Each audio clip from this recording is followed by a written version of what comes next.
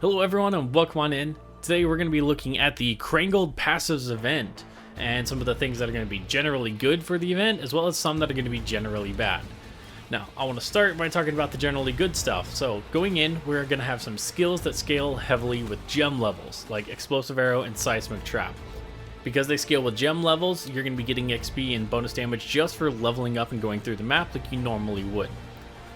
After that, we've got ailment scaling builds. Because there's not a lot of investment on the tree that you normally take in them, you're going to be looking for things like the Elemental Equilibrium if you're Explosive Arrow. But other than that, ailment scaling is going to be done mostly through the Clutch to Jewels, which we'll have relatively good control of. So definitely I'm going to be looking to spec into Delirium once we get into the Atlas.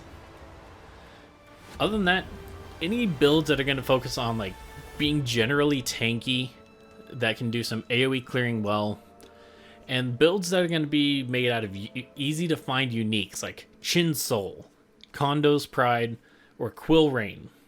And then gems that scale well with gear such as those. Getting a good Spellsinger wand is going to be great.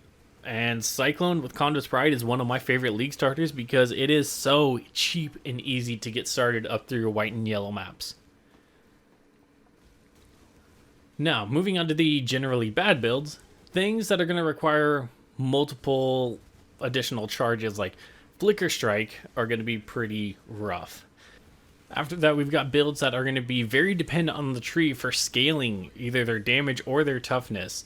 So things that require high amounts of health, high amounts of energy shield, high attribute counts, or big doses of mana, you're going to have a tough time getting started. Mind over matter builds are one of my personal favorites for defensive layers, but it is not cheap if you have to get mind over matter somewhere a mile away from where you start.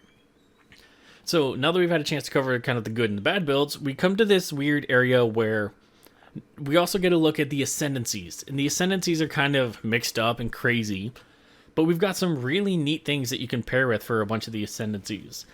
From here on out, I will say this is highly speculative stuff, but if we get some of these notables that are found in the same trees for the same classes, I'm definitely going to be rolling. When you get things like Swift Killer from the Trickster that give you +2 maximum charges, as well as Way of the Poacher and Raider, where you get another additional max charges, that already puts you at 6 maximum charges with generating Frenzy charge on kill or on hit on rare uniques. That's a really solid base for getting a Flicker Strike build. But even if you don't go with the Flicker Strike build, Frenzy charges are going to add a lot of run walk speed, so you're going to be able to dodge, juke, dip, dive, whatever you want to do to get away from these enemies a lot easier. Other than that, for my second pairing that I'm really hyped about, we have the potential to get Hinakora's Death Fury with Shaper of Flame, so enemies will explode. Every explosion is going to be a guaranteed ignite, and then you just got to find some way to get that guaranteed proliferation, like with the Influence Gloves. Now, from here on, we don't really need good pairings. There's not a lot of ascendancies that really pair well with each other, but there are a lot of ascendancies that are just straight up good on their own. Like with the champion, you get the Fortitude, where you just have a constant 20 fortification. That is a permanent 20% damage reduction that you're going to be able to sustain.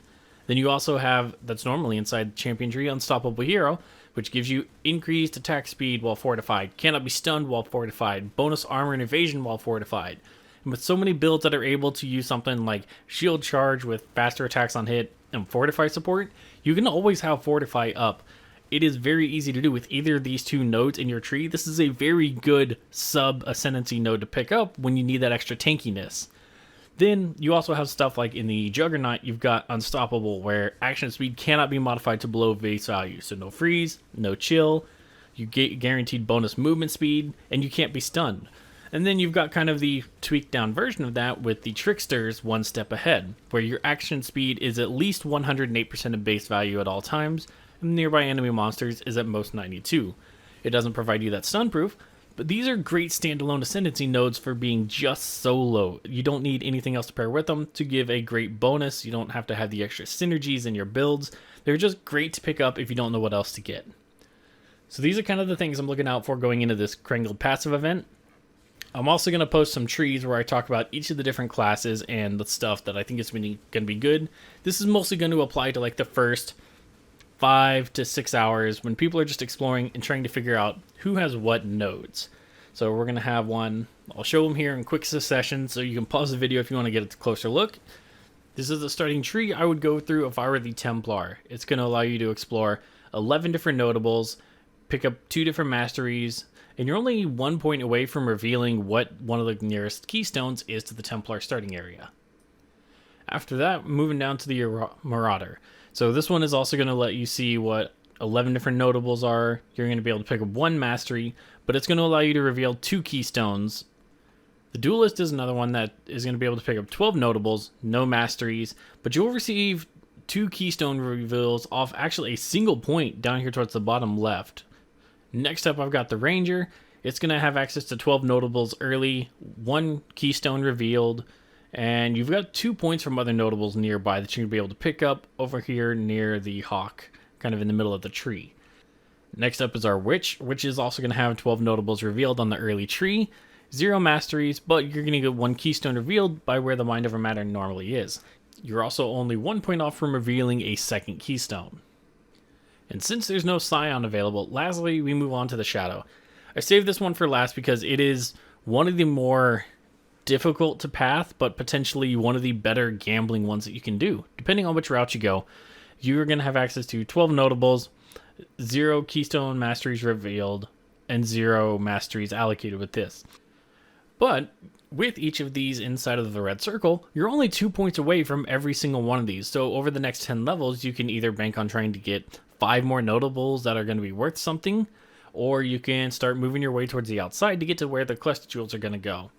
The only thing I don't like about this particular tree is none of these nodes actually share any major connective points. So you're not going to be able to go to one place and reveal the next 2 notables like you could with something like the Templar area, where you're going to be 1 point away from 2 notables in a single spot. All of these are going to require 2 additional points of investment to see where they are or to pick them up, but they're very accessible 2 points from anywhere on this tree.